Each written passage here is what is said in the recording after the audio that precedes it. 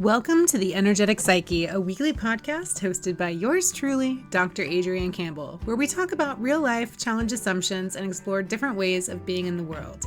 This week, I have Dr. Cacky Mellor discussing her education, becoming a master somatic movement therapist and somatic experiencing practitioner, and how she uses her skills in these areas to help others heal.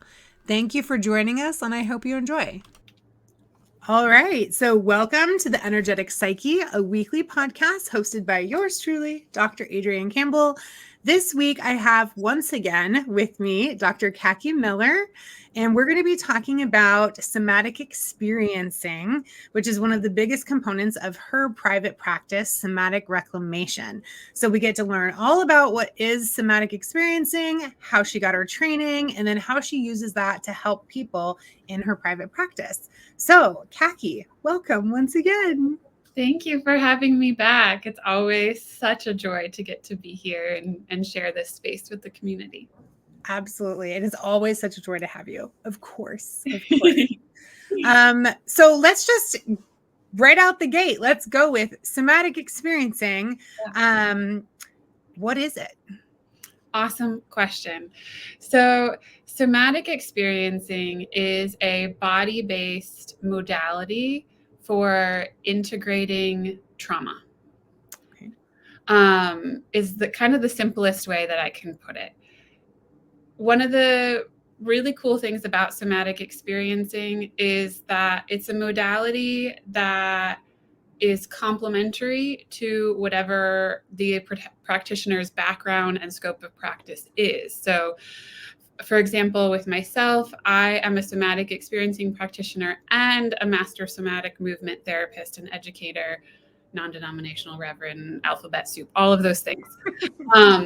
But if you reach out to other somatic experiencing practitioners, you might find someone who's a psychotherapist. You might find someone who's a massage therapist or a physical therapist or a coach. And they're bringing the fundamentals, the elements of SE into their practice in order to help someone come into their body, come into the present moment, and begin to renegotiate stress and trauma that is stored in their nervous system. So in a way, it's kind of like when I teach people Reiki, I tell them, there's a lot of different types of Reiki practitioners out there because it's a type of practice, right? That often gets wrapped into and added to the other things that people offer. Yeah. Awesome. Okay. So where did you learn SE? How did your somatic journey start? Oh, gosh. Well, I was born. Okay, how about this? Your educational somatic journey. Wait. More specific. Your professional educational experience. How about that? Yeah. So important clarification. My draw to somatics, there's so many different points to it, but for now, I'm going to focus on how it started in my undergraduate experience when I was studying art therapy and holistic psychology at Lesley University. And one of the really amazing things about the holistic psych focus is deconstructing the silos that we've been conditioned to believe, that like our mind is separate than our body, separate than our spirituality, that we are separate from nature. And so I started to get really curious and want to better understand this body-mind connection and how I was noticing things in my own lived experience around unprocessed stress and trauma that was manifesting psychosomatically. And that inspired both a deepening of my own healing journey as well as a commitment to wanting to help others, which eventually led me to Pacifica and studying in the Depth Psych program with an emphasis in somatic studies. When I was there and developing my dissertation focus, one of my mentors, Dr. Keisha Fikes, was like, your work sounds awful like somatic experiencing. Like, have you ever heard of Peter Levine? And I was like, yeah, I've heard that name, but I haven't really looked into it. And she really strongly encouraged me to, as a part of my preparation for dissertation, do at least the first year of the somatic experiencing training program, which kind of gave me the nudge that I had needed to finally go for it and join the program. And the whole somatic experiencing training program is about 3.5 years, depending on your pacing and how you go with it. Because it's broken into modules, right? Yes, Yeah. exactly. I remember looking at the website because my cohort, I want to say 3 members of my cohort went through SE. Like, there were a lot of people in our program at Pacifica that ended up going through SE as well. And so, when a lot of people are doing it, I'm like, oh, I should look at this. Maybe I should be doing it too. And then I quickly was like, nah, not right now. Because it's intense. It's a lot. It's not just some like weekend certificate thing. No, it is not. Yeah. It requires you to really show up and to do your own personal work. That's what I've heard. Yeah. It actually will change your nervous system, like from day 1 of module 1 of beginning year through to when you complete the last day of advanced. Your nervous system, your way of moving through the world changes. Like, you can test this out. It's really amazing. But because of that, you need to be prepared. You're going to be doing your own work. You're going to be processing. You're going to be facing and exploring things that maybe have been you've been resistant to, or it's been uncomfortable, or maybe you weren't even aware that you were carrying. I was just going to say, or it was completely unconscious, because I know that a lot of the work that I've done with people and myself, especially myself, in regards to working with the nervous system and the body, is often by the time it gets to the body, the conscious mind has let go. Yeah. It's just like whether we decided we didn't want to remember, or our mind decided for us not to remember, or we decided it wasn't important enough, or this doesn't deserve our focus, which, in my line of work, I see a lot like, blah, blah, blah, just push it off. It's no big deal. But it doesn't go away, And so I think, like, I've seen a lot of that where, something triggers in the body when you're doing work and you're like, what is that? Yeah. And it's this far away thing that we thought was no longer consequential, but it is. Yeah, that's really well said. And one of the other powerful things about somatics is that, and certainly in my practice, I honor that there's probably a really good reason. It was probably really wise for your survival to not process it when that initial trauma or stress happened. There was good reason. There was intelligence for that. And the fact that it's coming up now creates an opportunity for awareness and choice that you have probably a little bit more capacity now to process and work with this than you did when that initial trauma happened. Right. I've had conversations about this specifically with clients in like, oh, everything's going great in my life. I don't know why this is coming up now. Yeah. Like, I've dealt with all this stuff. Like, I thought I was good. And then boom, like this, like childhood trauma or this event, like comes up out of nowhere. And I think, just expanding on what you said is that, like, at the time you were not in a safe and controlled enough space to actually deal with what was happening.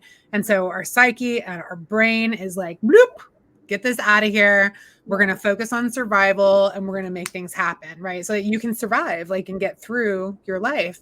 And then when things calm down and you're feeling safe, you're in a controlled space, there's certainty in your life, everything's going great. Psyche's like, oh, We can finally deal with this shit from way back when. Bring it up. Right? You're like, wait, what? But, and I always tell them, like, this is a good sign. It may seem like it's not, and it may be uncomfortable, but this is a sign that, like, you've progressed out of survival mode, and now you have the space and the safety to be able to deal with some of this stuff. Yeah. And sometimes it's also that whatever survival tool, that self-protective nervous system response that just took over in order for you to get through what you were going through, maybe you've outgrown it. Like maybe you don't need it anymore. And it's not serving you. Yeah, maybe it's not serving you in the way that it did at one time. Right. But what about, or what would it be like if now we can start to unpack that and open that up a little bit so that you have more choice, so that rather than it be your nervous system just going into almost like an automatic response to this stressful situation, that there's an opportunity to start to lay down a new neural pathway and create a branch and create, am I going to do what has worked in the past, or am I going to try to do this new thing that I've been exploring? And how is that going to work for me? Right, exactly. So, somatic experiencing training dumped you into this world, right, of the body and moving around with our central nervous systems and creating change. Yeah.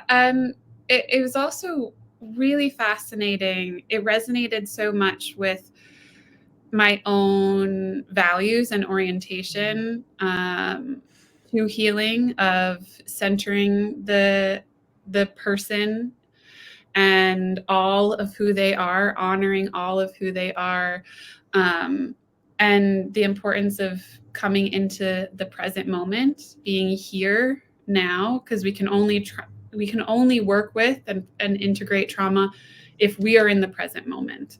Right. So supporting someone to coming into the present moment, and curiosity, like really getting curious about what's going on. One of my mentors, Dr. Allison Hellquist, calls it being a somatic experiencing detective. So what happened that maybe was too much, too fast, too soon? What didn't get to happen that needed to happen? What resource or person or support wasn't there that needed to be there? And how can we start to essentially reimagine our somatic memory to fill in that need that wasn't met? And it sounds kind of wild to say it that way. And it can look a lot of different ways. Every single of the hundreds of SE sessions that I've done, every single one is unique and different. Even when I've worked with folks for, extended periods of time, no two sessions are ever the same, because I'm meeting their nervous system where it's at, and that's going to continue to evolve and change as well. Right. Yeah, because we are not static beings. And even as we're exploring and doing healing work, well, I would say especially as we're exploring and doing healing work, we're going to shift and change in the way that we show up, right? In all ways. Physiologically, physically, somatically, mentally, emotionally. I mean, all of those things. Yeah. Absolutely. So how long was your training? I think you mentioned it's like 3.5 years. Yeah. So I did take a break for about a year after I did the first 2 modules of beginning 1. So there's beginning year, which is 3 modules. There's intermediate year, which is 3 modules. And then there's advanced year, which is 2 longer modules. So in total, I think mine took about 4 years to complete, going through all of the training. And in addition to the modules, you are also required to do your own personal sessions. So that's when you are working with an approved somatic experiencing personal session provider so that you're experiencing the work from the inside. You're doing case consults. There's a lot that goes into the training program that helps to create a wraparound support for you as a developing practitioner. And you're encouraged to practice as you're going through it and not just to wait until the magical moment that you get that certificate at the end. And I don't know about other folks, but I had this delusion that like, then I'll be prepared. Like, then I'll know what I'm doing. Well, I was just going to say, I think these types of learning models, I really enjoy and think are great. The traditional academic model is a traditional academic model, and it's typically a lot of talk, a lot of lecture. You're just gaining knowledge. I hate to say just, right? I mean, obviously, I believe in the traditional academic model. I have a freaking doctorate, for crying out loud.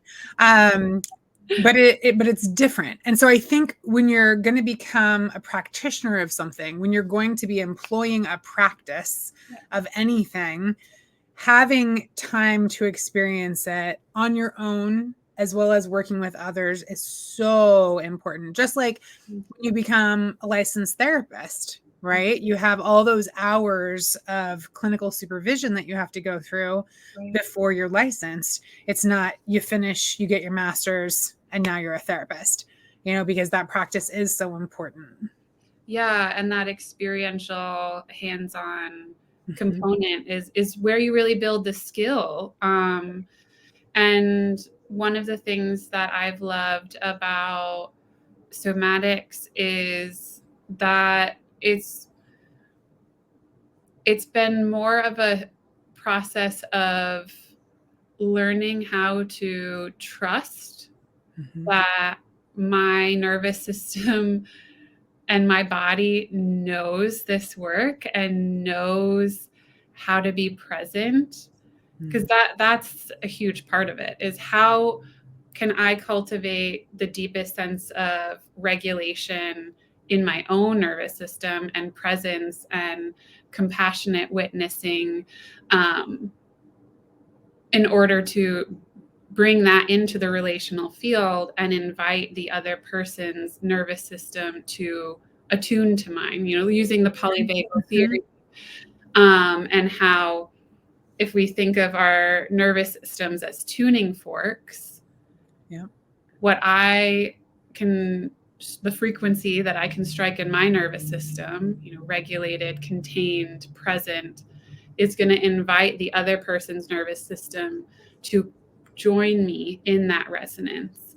And that it's really freaking cool to be able to experience how impactful true presence and compassionate care it's so transformative. Yeah. And like, just going back to the belief that that's one of the reasons it's important to do your own work. Yeah. Like I remember when we were at Pacifica, like they make you have a therapist and have so many hours so that you're doing your own work. And, same thing with the SE program you were just talking about, is they make you go have your SE sessions. And then even once you're done, I mean, I still work with a Jungian analyst today, right? As life continues, it's important for you to still continue to do your work, even after you're licensed. And, you're probably even more so once you're spending all this time with other people, is just making sure that you can show up in a way that's healthy and supportive for them. Yeah. And, we're all human. Being a practitioner, you're still a human being, and you're going to go through shit. You're going to have stuff come up in your own life. Yeah. And also holding space for other people that are going through healing crises and their own suffering. making sure to have that support and that resource to process what's coming up for me, not, taking on other people's stuff, not breaking confidentiality, but allowing my system to process what I'm holding space for, and honoring my own lived experience has been so important. I regularly meet with my own somatic experiencing provider in order to support me in that. And one of another thing that my mentor Allison Hellquest will say is that the more that you do your own work, the more your system remembers how to do this all the time. Right. So that you start to live from this place. It's not just like you were saying, it's not just like a knowledge or like a theoretical understanding, but a lived, felt sense of this is how I'm showing up and moving through the world. And it comes up all the time. Like my partner will be like, yeah, we're having a somatic experiencing conversation right now. Like, you're doing it again. And it's not that I'm therapizing him. That's not it. No, but it's just how you show up in the world, right? Yeah. I mean, like, one of the tools I use in my coaching is the Energy Leadership Index. And it's an attitudinal assessment. So it assesses your attitude, the way you view the world, and you get an average resonating level, right? And it lets you see how whatever color goggles you're wearing changes the way you're perceiving what's happening around you. And we talk about how, like, when you're in those higher tiers and you get to a place where you have a lot less judgment and it's more curiosity, right?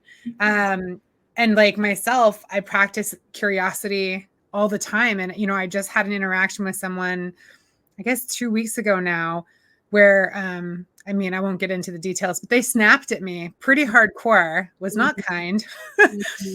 And my first, and I took it like hard. Like, I was like, I took it very hard, but I wasn't mad at them. I wasn't upset at what they said. It was more, I was really curious about my reaction. Yeah. Right. And I started asking myself, like, wow, why am I responding like this? Why am I reacting like this? Like, blah, blah, blah, blah, blah. And I'm also very aware at this point, like, that's not a normal reaction in our society. It's because I've spent so many years being in that curious mindset. Right. And, the more you practice anything, the easier it is for you to reactively respond in that way. So once you start working with your nervous system at that level and you're moving through the world in that way, that's the way you move. It doesn't become a thing you do anymore. It becomes who you are. Yeah, the way that you're showing up. And I'm very intentional about leaning into that. And honestly, any interaction that I have with another person, or even with myself, like you're saying, is an opportunity for me to practice, not in a sense that I am doing therapy on people, but bringing in those skills of, asking questions differently, inviting people into the present moment in subtle ways. It doesn't have to be like a obvious awkward shift, but hey, like, how is it to be here with me right now? Like, instead of asking how are you, but just being like, how is it to be here? Because when did being in our bodies and being in our emotions become therapy? Right. Yeah. Right. Like maybe we can just be in our bodies. Maybe we can just be curious about the way that we're feeling. And it doesn't have to be in a pretty room with someone, looking at you. Like, maybe you can just be that way. And I think there's nothing wrong with that. And I think the more that we remove the stigma from mental health, and the more that people are looking at this as like it's a straight wellness practice. Like, this is what we do to feel good and make sure that we have a high level of awareness and intention in our lives. Like, these conversations can become more commonplace and not always behind a closed door. And it's preventative medicine. Completely. 100%. Yeah. Being able to take care of yourself, to cultivate that sense of genuine care and compassion for yourself and for others, and living from that place, then helps us to really attune to what we're going through and how we are or are not taking care of ourselves. And that also helps, like, I'm so much more aware of what's going on in my system and physiologically, because of this practice, where I can notice, well, okay, I just walked into this room and now, like, wow, my heart started racing. That wasn't there before. And then I can start to discern, is that mine, or am I picking up on the energy of what's going on in this space, or a particular person in this space? And then that also creates distance of, right. Oh, okay, this isn't mine. Right. I can be with it and hold space for it without it taking over and identifying as that sensation or that emotion or experience. And I think that's like a really important part of the work that you just keyed in upon, is that this awareness that we create helps us become aware of us and what is ours and what is not, right? Like, even like when I got snapped at 2 weeks ago, that example I just gave, what came up for me, 10 years ago, I might have snapped right back. Right. But I've done the work. And so this was more just like, oh gosh, noticing how it feels in my body. Yeah. Right. And taking a minute to be like, is this really about what just happened? Or is this reminding me of something else? Is this physiological reaction because of where I'm at right now? Or am I having a reaction to something that's happened before? Right. And getting rid of the judgment, and just allowing yourself to be curious so that you can figure out, like, what is mine, what is not, what is from here, what is from the past, and just sorting that kind of stuff out. Yeah. Oh, I love that you're bringing that forward. I forget where I first heard this statistic, but there's growing research that the way that we react and perceive what's happening currently is 20% what's happening now, and like 75 or 80% are past experiences. Oh yeah, totally. So our brains are wired for efficiency. So they're primed to recognize patterns based on previous experiences. So if our conversation now feels a little bit similar to previous conversations, then that's reinforcing that pattern being recognized of, Adrian's a really wonderful friend and a safe person, and we're having a great conversation.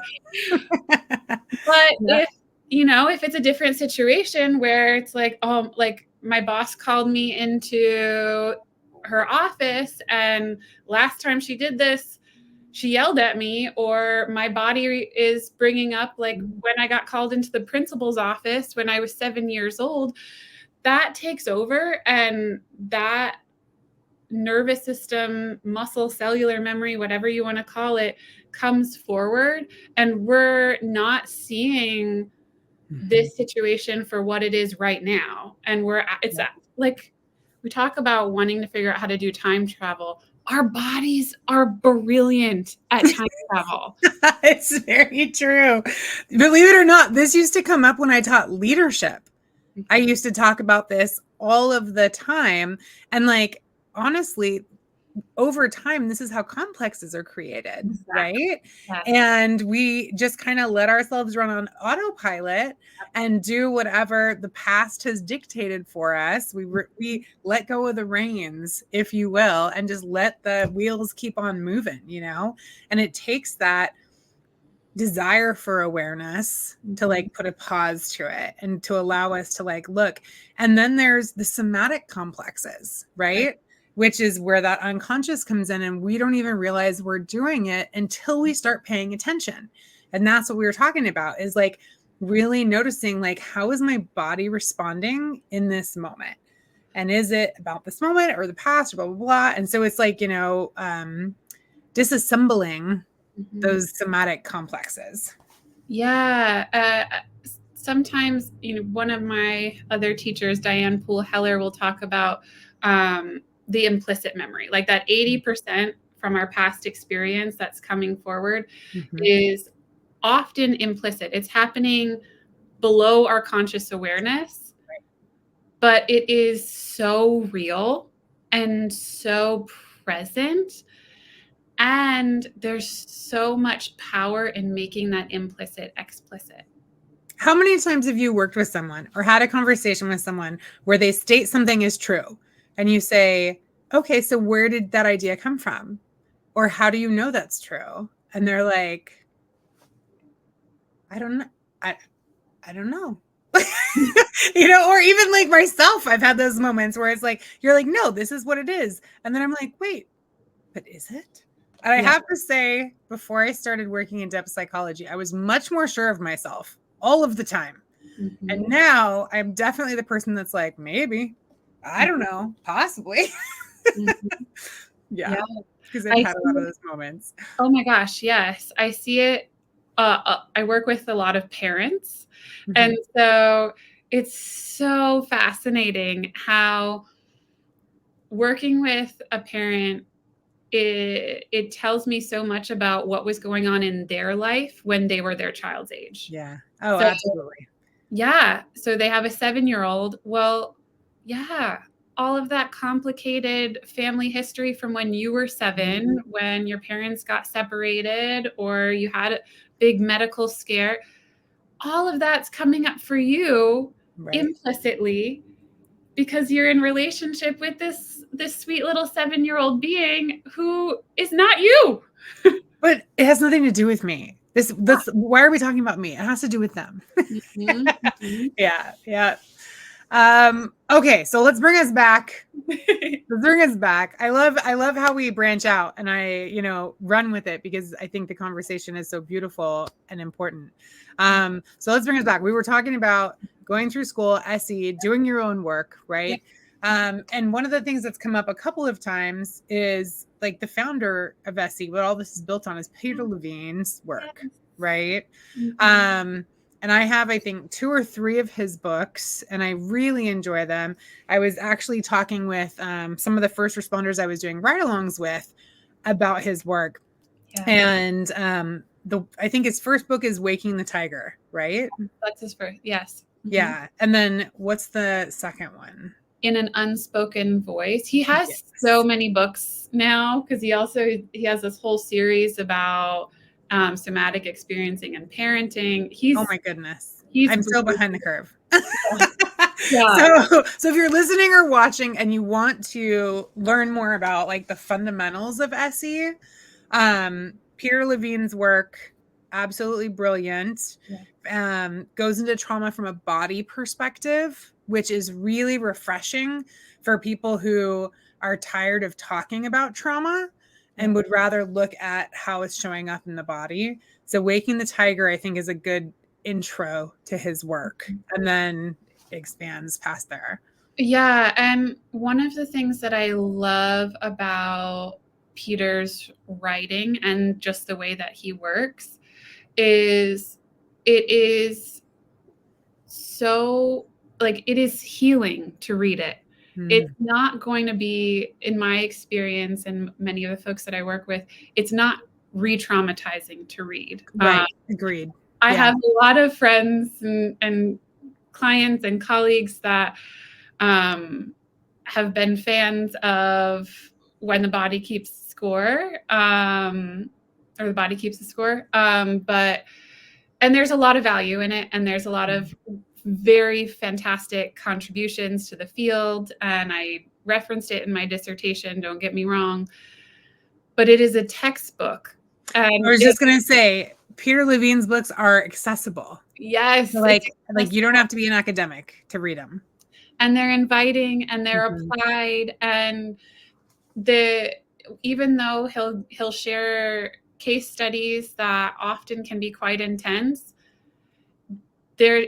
everything is done through the lens and theory of SE. So it is very digestible and helps support your nervous system into coming into regulation.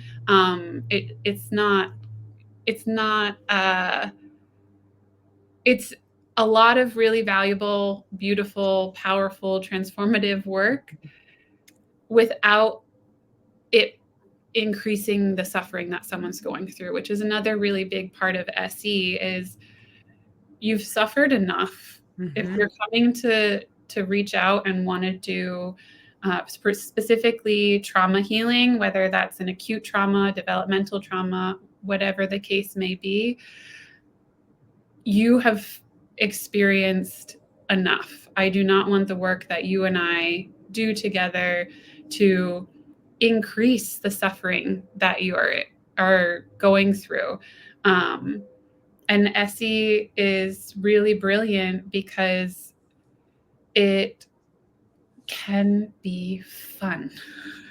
I really wish the VA would use SE. Yeah. The number one recommended treatment for PTSD at the VA is still exposure therapy, which breaks my heart because it's so painful of a therapy.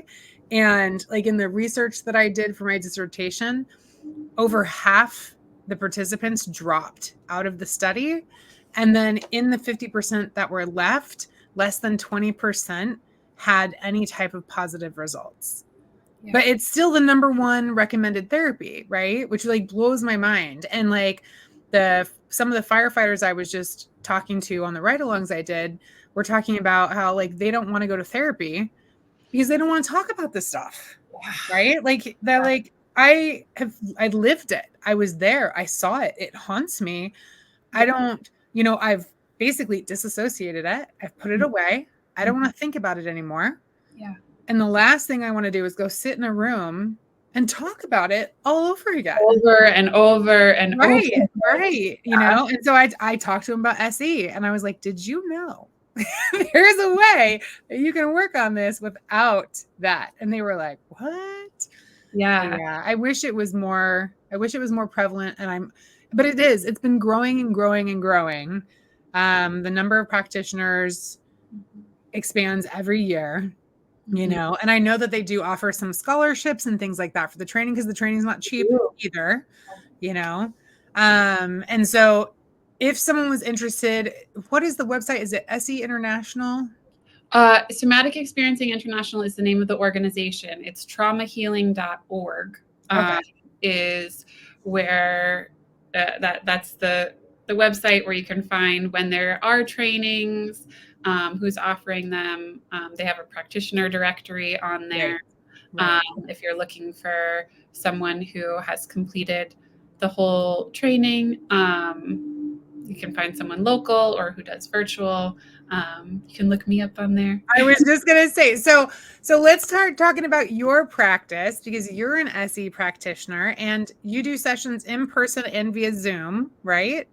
Yeah, my private practice is fully on Zoom right now. Okay, perfect. And because and correct me if I'm wrong, but because you're not a licensed therapist, you are not bound to only work with people in your state. Correct. Yeah, I work with folks all over the country and internationally. Beautiful. Because that is one of the number one complaints that I've had with military clients is they start working with a therapist. And then when they get transferred in 3 years, they have to start all over again. And it's just constant restart. So SE, fantastic. But like we said, some are licensed therapists, so it'll change, the way that they work. But you are not. So anyone, anywhere can work with Dr. Cacky Mellor on this. So tell us about your practice. What kind of people come to you? What is it like to work with you? I will say that there's a lot of joy and laughter in the sessions that I have with folks. Not surprised. And that doesn't take away from the depth of serious work that's being done. It's part of expanding our capacity to be with the full spectrum of our lived experience, the deep and profound suffering and the incredible, profound, transcendent connection. So both and all of it. I was just going to say that, both and, not or, right? Yeah. Or but. Yeah. Yes. And I work with folks, gosh, it can really run the spectrum. I have folks who come with me for very acute trauma, for like a car accident, for example, and we might only do a couple of sessions and fully process that. It depends on what's going on in their nervous system and what their goals are. I have other folks where we're doing more developmental trauma, which often takes more time and patience. Right. And just to be clear, so developmental trauma is trauma from when you were developing as a child, right? Yes. Yes. Yeah, because a lot of the SE work is based on the central nervous system, and our central nervous systems are kind of like coded or trained in how to behave as we're developing as children. Conditioned. Yeah. Right? Yeah, conditioned. Perfect. And so you get a lot of that in your youth, and then as you get older, because of the way that you view the world, right, through your glasses, a lot of things just confirm, yes, this is the way to operate. This is the way we stay safe. And so once you get older and you start realizing like, oh, hey, like me reacting to stuff like this isn't serving me, right? Then, so like I was saying in the beginning, you may be in a great spot in your life, and all of a sudden you're noticing that you're reacting in a way that isn't serving you. You know, you're responding to people, or you're limited in certain ways because you can only handle so much of something. Or you've done so much work in one area and you've kind of plateaued, right? That it may be time to do some central nervous system work and recondition that.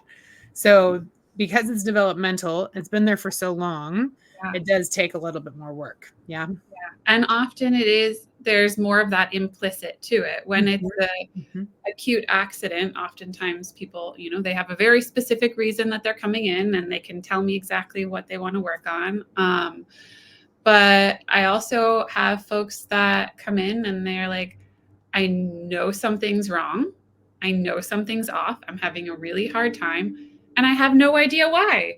And one of the other really incredible, valuable things about somatic experiencing is that I never, as the practitioner, never need to know the narrative or the story that goes with the piece that we're working on for this individual.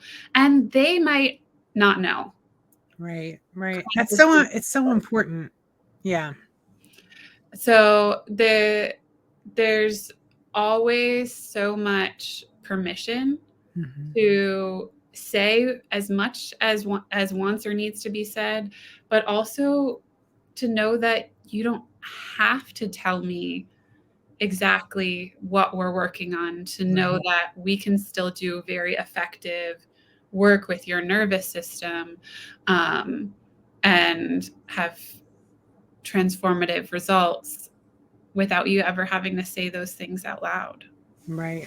Yeah. It's, like I said, it's so important because so many people shy away from healing their trauma because they don't want to talk about it. Yeah. And that's, like I said, I refer vets and first responders to SE all the time because I'm like, you don't have to talk about it. Don't have to talk about it. And we can still help you, And it creates an avenue for healing that I think for a lot of people doesn't exist easily. Yeah. And it's also a very gentle and profound practice modality where my role as the practitioner is to be the guardian for the nervous system. Whatever comes up, I am going to use my skills to support you in staying within your window of tolerance. So you're not going to go over capacity and get overwhelmed. Mm-hmm. And you're not going to go below the window of tolerance and go into a dorsal vagal shutdown and like completely disassociate and check out. So we're staying within your capacity, and that's different for each person, and that changes throughout the day. In Veterans Yoga Project, they call it the window of tolerance. Yes. Mm-hmm. Yeah. So we're going to stay within that and bring whatever activation or stress or trauma, whatever you want to call it, we're going to truncate that down into little bite-sized digestible pieces. Like the smaller, the better, of just bringing up like one bubble of that activation, really working with it, processing it through your body to integrate it and letting that settle. And then we'll do another little bubble. So go ahead. The term in somatic experiencing is called titration. So we're going to do little tiny bit by little tiny bit. We borrow that from chemistry. If there's anyone who's listening who's done chemistry, rather than taking all of this substance and putting it into this substance and having a big explosion, we're going to take a little eyedropper and do one little drop, letting that fizzle out before going back and doing another little drop. And it's very gentle and very powerful to slow it down and create that space to really digest what's coming up without having to do it all at once. So in very clear, practical terms, what does a session look like? Right? Because I mean, we can talk an image about this stuff forever because it's me and you. But like if I was going to have a Zoom session with you and we were going to work on some of my stuff, like it's not us just talking about digesting and like whatever. So what types of exercises, like what does that mean? What does it look like to do this work? So it can look many different ways, but there's a few fundamentals that are present in every session that I do. One is ongoing informed consent.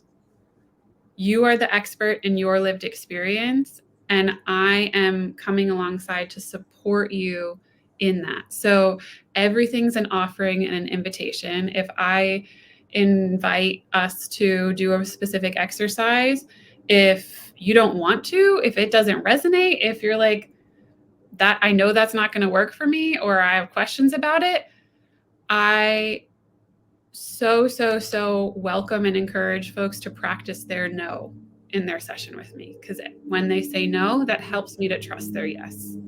Yes, absolutely. So that's a key piece. And then also working to come into this present moment, to orient to the here and now, us being together. And there's many different ways that we can do that. And sometimes, again, someone might have very good reason to not want to be in their body. Mm-hmm. So I don't have an agenda to force someone to get into their body. That's not helpful. It's actually quite counterproductive to the work. So going slow and meeting this person where they're at, and maybe, one molecule of them can be present with me that day. And really celebrating that and allowing for that and getting curious. Well, what is it like? It's a little bit unfamiliar for you to be one molecule here with me. Like, let's slow down. And how is that for you? What's coming up? Like, do you want to be 2 molecules here? No. Okay. Well, maybe you want to be no molecules here. How's that? Where do you want to go if you don't want to be here? And it gets to be playful in that way, depending on what's going on for the individual.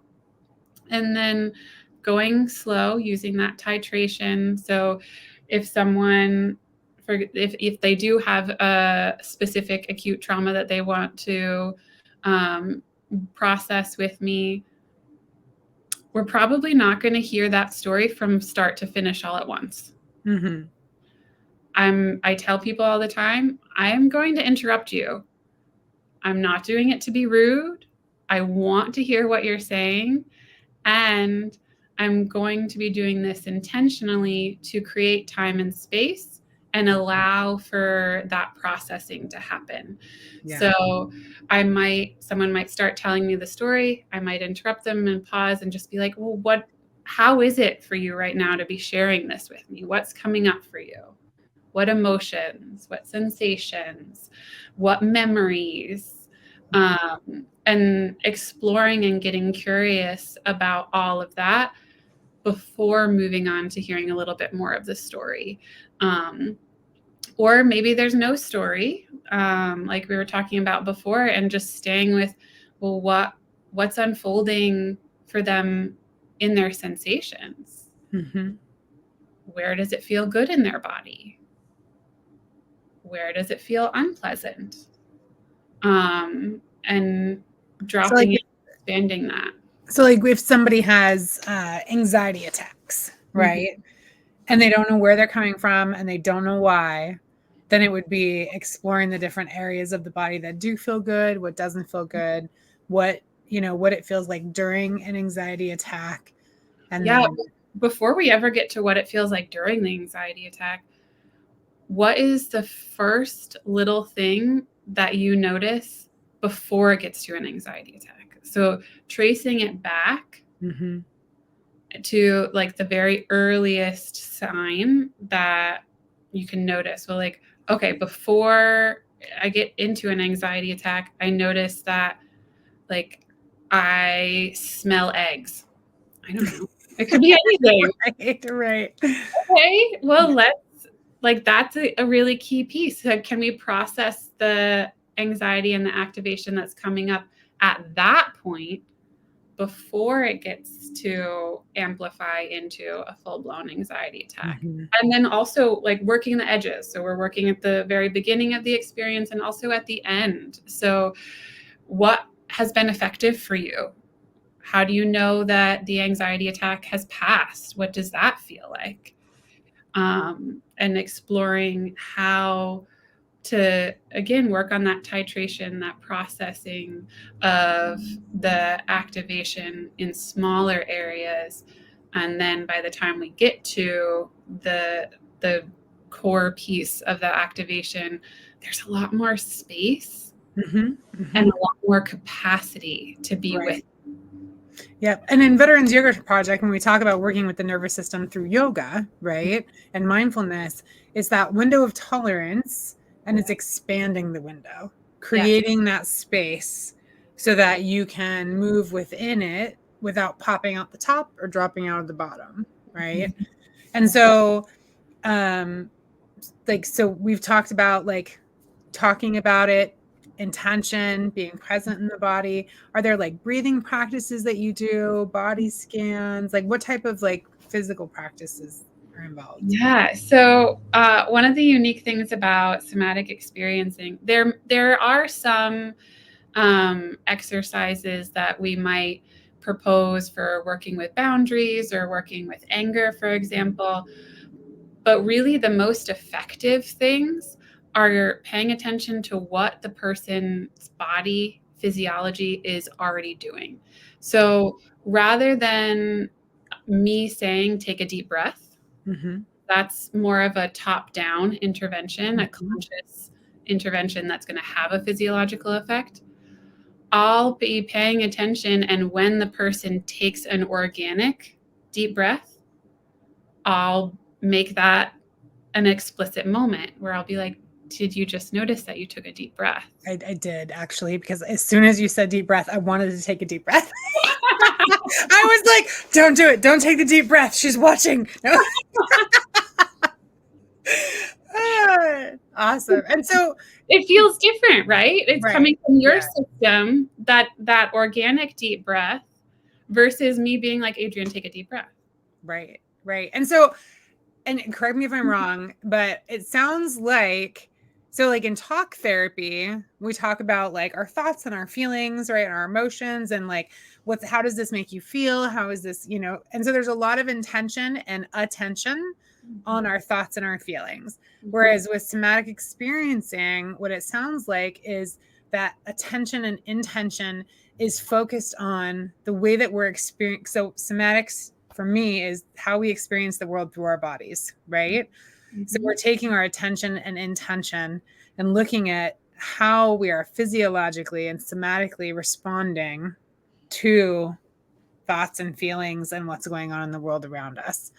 And so we're just shifting focus into that. And so the training of the central nervous system then is about paying attention to when we're taking those deep breaths and how we can encourage more of what feels good. Is that right? Slowing down, being curious, and noticing the natural impulses in the body. So whether that's taking that organic deep breath, whether that's noticing that, as you're talking about your boss, you're clenching your fist and your jaw. I have never done that. Maybe there's a self-protective impulse there. Maybe there's a little bit of a fight response that wants to come out. And it's not, encouraging someone to go and punch their boss in the nose, but in the container of the somatic experiencing session, slowing down and starting to explore, well, what is that impulse? Like, what would it be like to notice your fists? And rather than you consciously being like, this is what I want my fist to do, how does your fist want to move?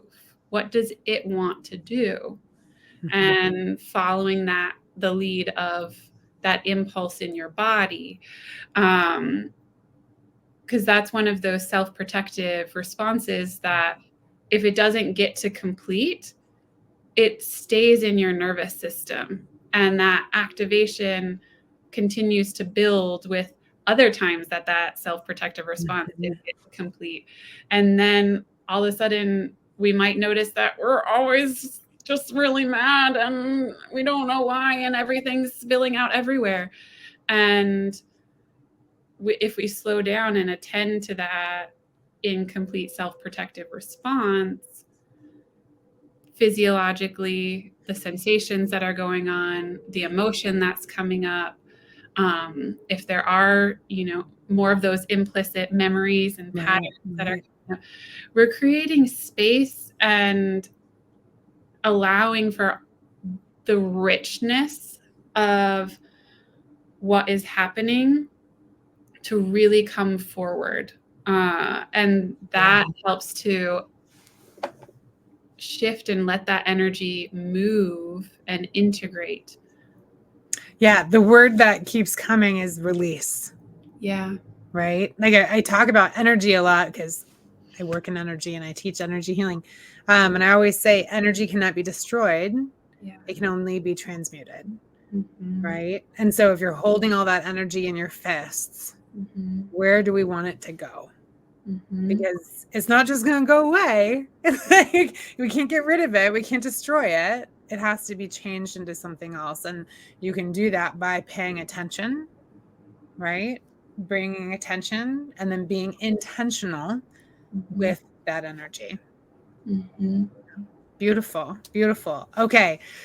We're just about at time. So was there anything else you wanted to share specifically about your practice, your offerings?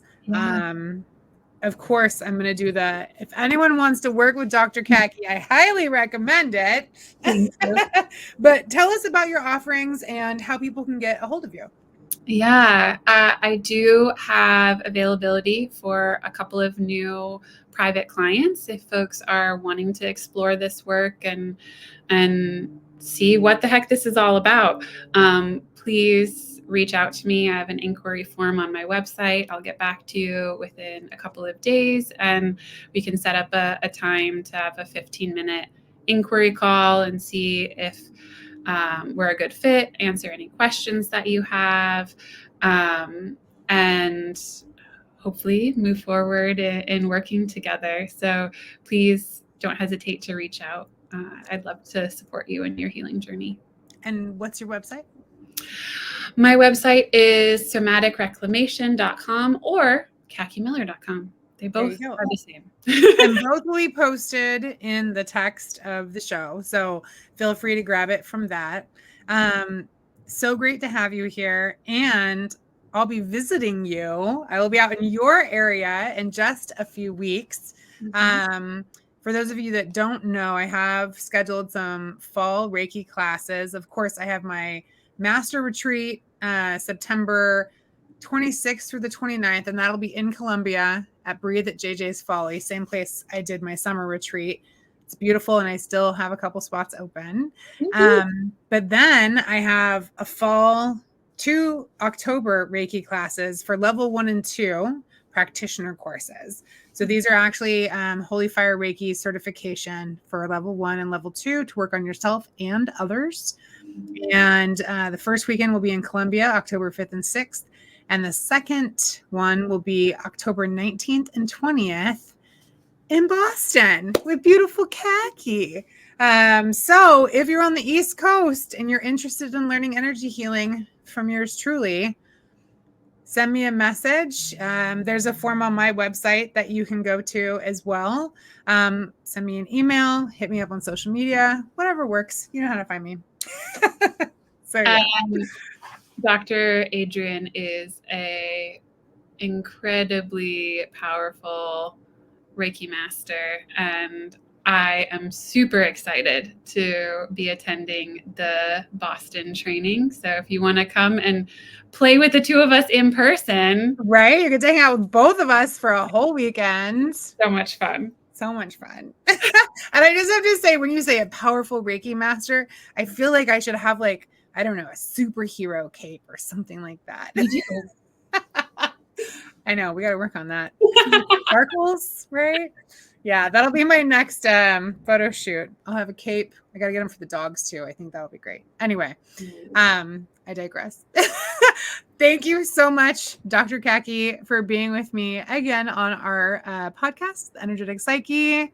It was lovely. And seriously, if anyone is interested in somatic experiencing and trying to work through some of the challenging experiences you've had in your life, please connect with Dr. Cacky. She is one of the most patient, kind, gentle, and intentional people that I've had the privilege to know.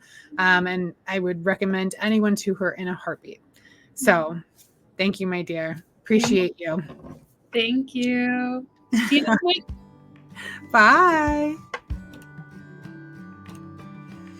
Thank you so much for joining us on the Energetic Psyche, a podcast that live streams every week, Tuesday evenings at 7 p.m. Central Standard Time. I hope you've enjoyed this episode, and I hope you'll join us again in the future. Have a great week.